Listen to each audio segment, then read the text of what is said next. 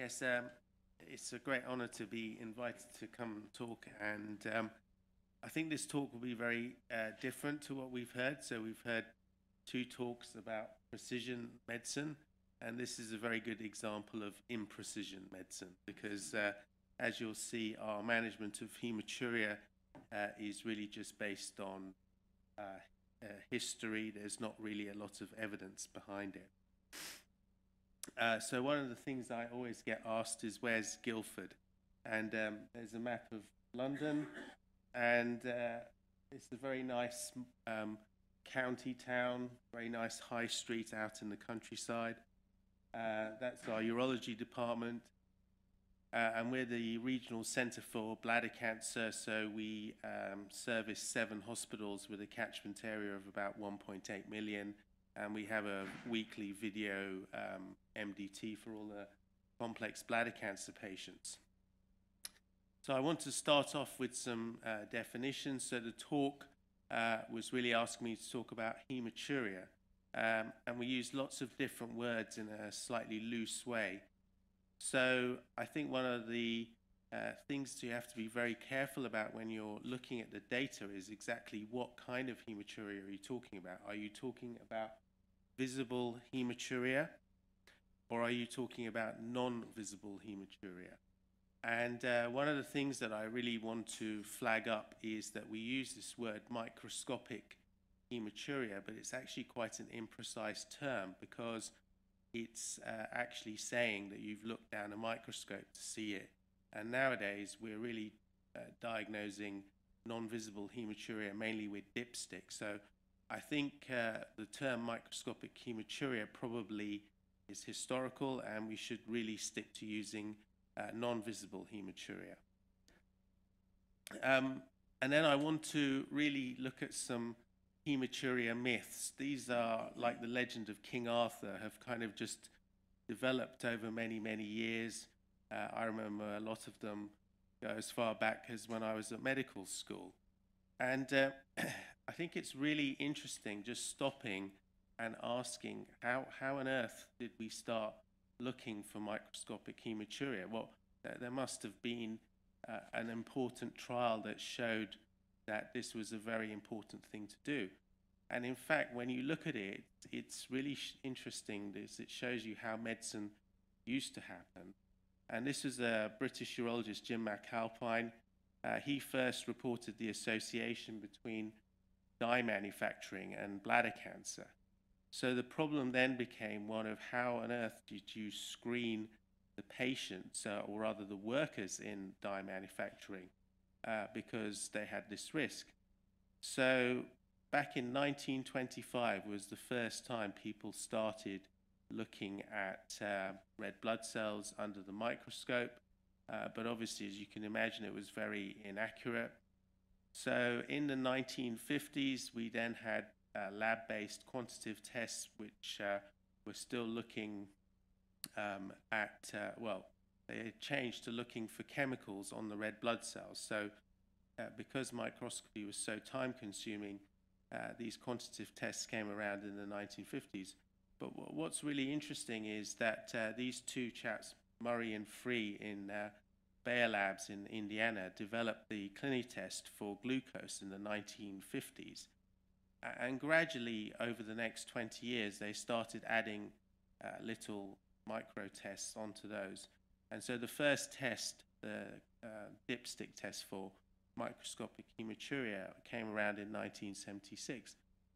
But there were no studies showing why it was useful, what it was doing, what it was diagnosing. And you can see at the bottom there the number of papers on microscopic hematuria did not exist before in the 1970s. And since then, it's just gradually gone up and up. So I think the first myth that I would challenge is microscopic hematuria came about really almost by accident because a company developed a test that made it easy to look for it. And it's not the same as us saying, this is a problem, then we need to go out and work out how to deal with it. One of the other myths is that there must be lots of hematuria guidelines. one of the things that people assume is that the EAU must have written a guideline for hematuria because it's such a common thing for every urology department. There aren't any guidelines from the EAU. What about NICE? We must have some guidelines. As I'll explain later, we have got some guidelines which are sometimes referred to as our hematuria guidelines, but they're not. They're guidelines for our primary care doctors as to who to refer. It doesn't actually tell you how you should investigate hematuria. So NICE don't have guidelines. So again, there is a myth that the AUA have got guidelines on hematuria. They don't. They have a guideline just on the management of asymptomatic microscopic hematuria. They don't cover the management or investigation of visible hematuria.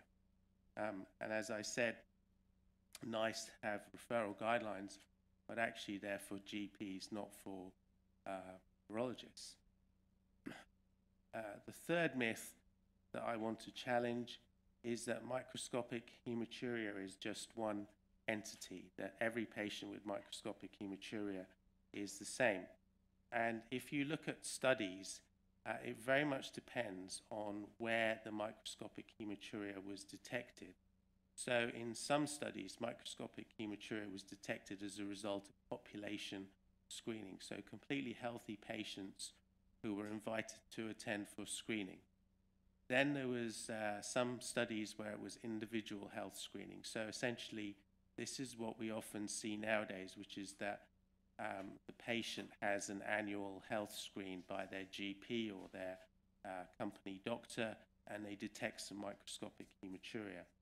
Then there's case finding, where you're going to see the GP about lower urinary tract symptoms, and he says, well, I better just check your urine, and they find some blood.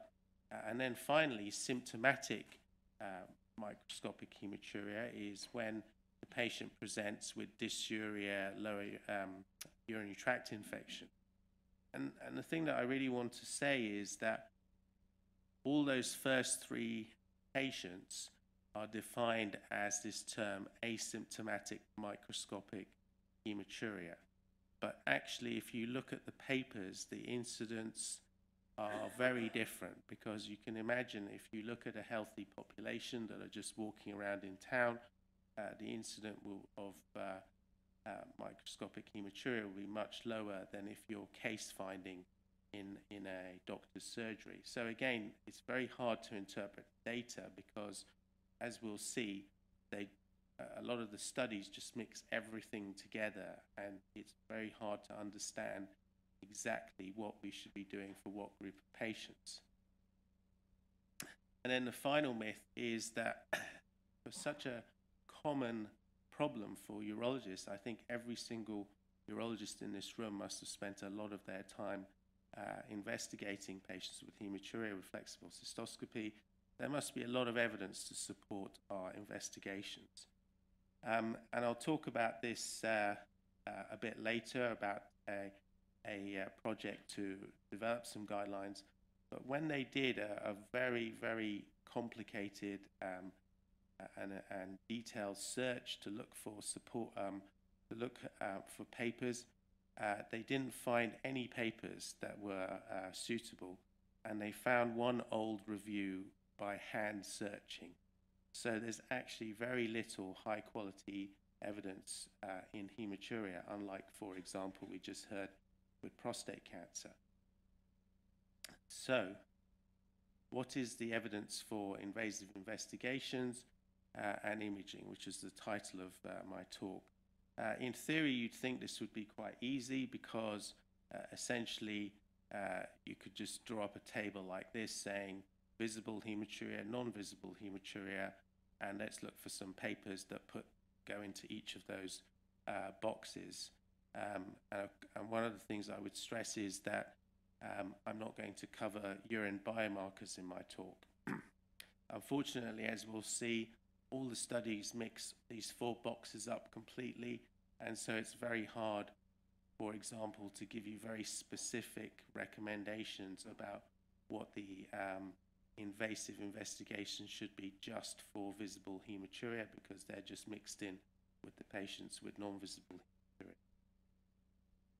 So the first thing to challenge is that we all assume that cystoscopy must be the gold standard for investigating patients. And actually, when you look at the data, it's not as good as we think it is. So here's a couple of studies, one by Christian Frankhauser, which is just about to be published. And what you find is that the positive predictive value when you do a flexible cystoscopy, we all would hope that we don't miss anything when we do a cystoscopy in a hematuria clinic, but actually the positive predictive value varies between 68% to 84%, depending on what studies you look for. And I think this is a very interesting paper that came out from Holland in 2010, which was that basically if someone came up to you and whispered in your ear, this patient's biomarker was positive, you find more tumors when you do the flexible cystoscopy than if they don't tell you that. So in this study, there was a very significant difference between the tests where the urologist knew that there was a positive urine test, whereas when they didn't know it, not many tumors were seen.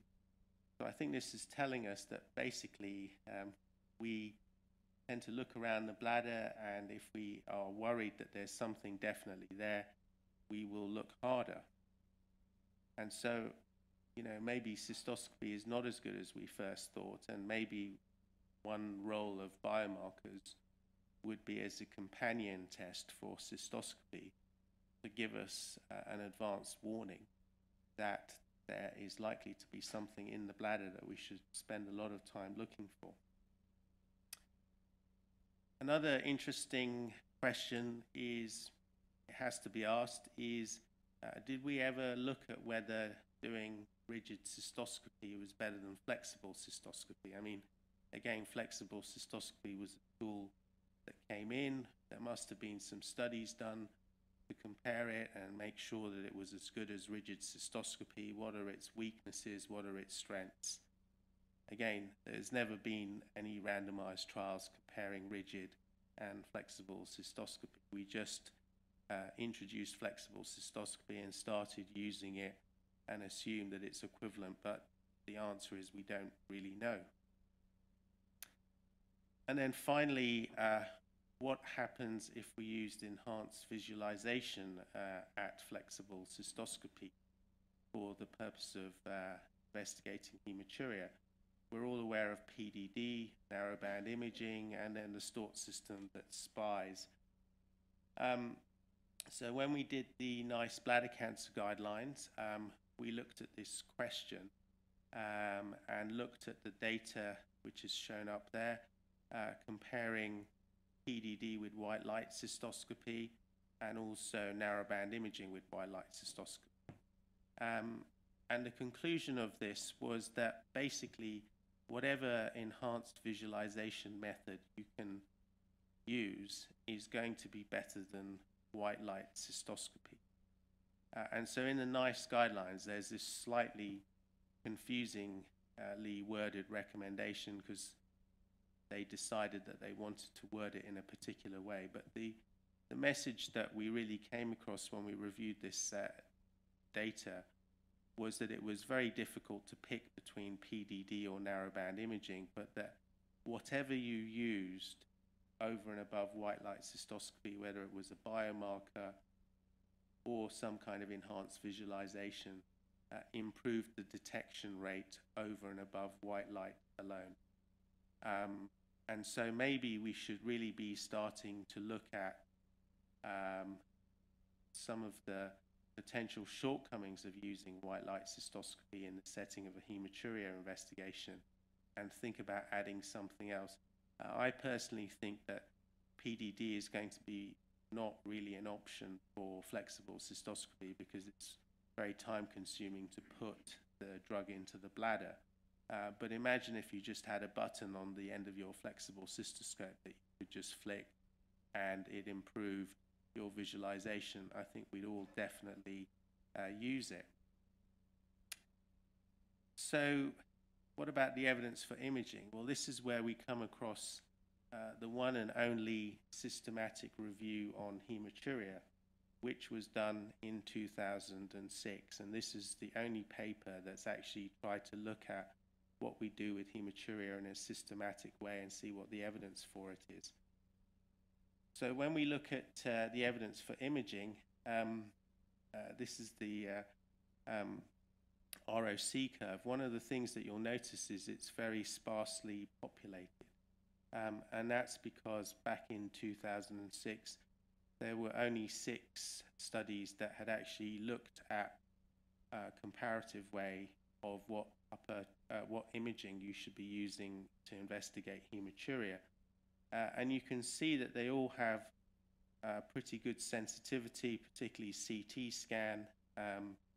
Those of you who are very good eyesight will see that there's a couple of studies on ultrasound with quite varying results and sensitivities. So the conclusion was that these studies were all quite small in size and not particularly helpful in trying to decide what to do. There certainly seems to be pretty good evidence for using CT scans for detecting particularly upper tract disease. And I think that's one of the things that we are concerned about when we investigate patients with hematuria.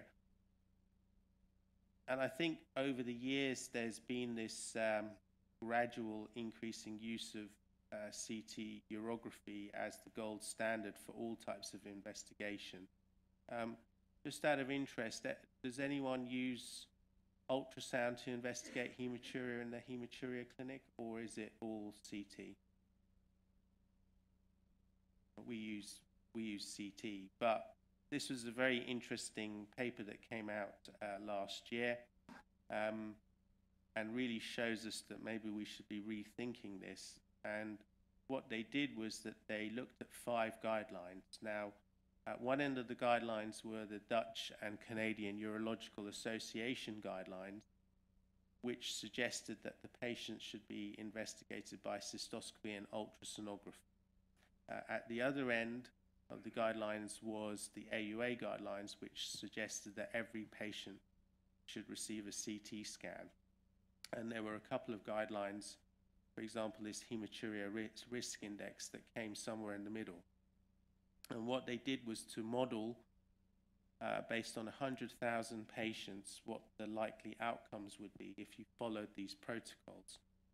One of the things that was very interesting was that the AUA guidelines missed the fewest number of tumors. So in a population of 100,000 patients, only 82 cancers were missed. And you can see at the other end, if you just use ultrasound, just over 250 tumors were missed. But what I think is really quite concerning, given the number of patients that we're investigating, particularly with asymptomatic microscopic hematuria, was that this model predicted over 500 radiation-induced cancers if you use a CT-based protocol to investigate hematuria. And you can see that the more you refine things, the number of radiation-induced cancers comes down. And obviously, if you just rely on ultrasound, it comes down to 0. So I think we really need to start thinking about the risks of radiation-induced cancers in these asymptomatic patients. And personally, I think if I had asymptomatic microscopic hematuria or non-visible hematuria, I really would not want a CT urogram to investigate my upper tract. I'd be quite happy having an ultrasound. And not surprisingly, the cost of the following the AUA guidelines was very significantly higher than the other guidelines.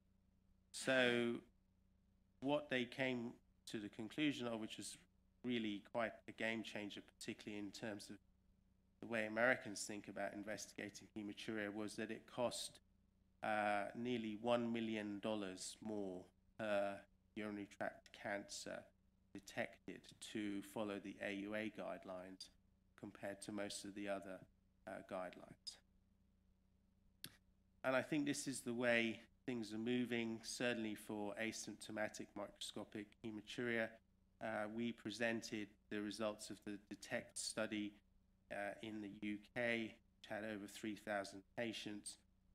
And then Christian and the colleagues here in Zurich have also done something similar, which really just shows that for asymptomatic microscopic hematuria, at least, ultrasound is perfectly adequate for investigating patients with hematuria. And this lack of any evidence base for hematuria is of real concern for a lot of people. And the future is that this group of collaborators, the EAU, the Canadian Urological Association, and several other people, have come to a decision to identify 4 important questions in hematuria and to do a very detailed, systematic review of these questions with the ultimate aim of producing a guideline document which will in eventual time become an EAU guideline on evidence-based investigation of hematuria. So I think the questions themselves are quite interesting.